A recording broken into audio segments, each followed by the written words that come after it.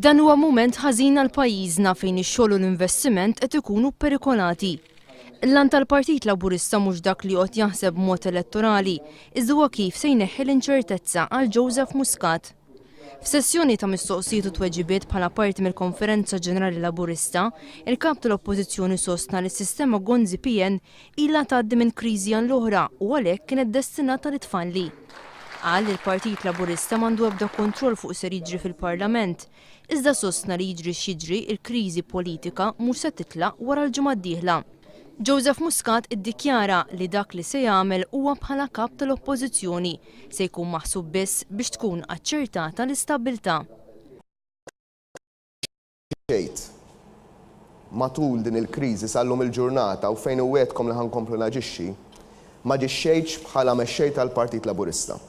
Aġixxejt fir-rwol tiegħi bħala kap tal-Oppożizzjoni.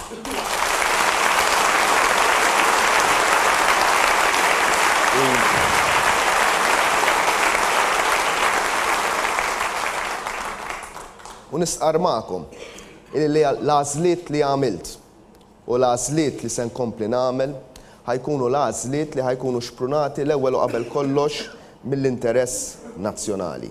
Joseph Muscat qal li s-sistema Gonzi PN ma tistax tibqa' tiggarantixxi stabbiltà. Waqt li qal li l-ġimgħa d-dieħla pajjiżna jista' jkollu kriżi kostituzzjonali, saħaq li llum pajjiżna diġà għandu kriżi politika li Lorenz Gonzi mhux qed ikun kapaċi jsolvi. L-appell tiegħi lill-Prim Ministru huwa tagħmilx kalkoli politiċi.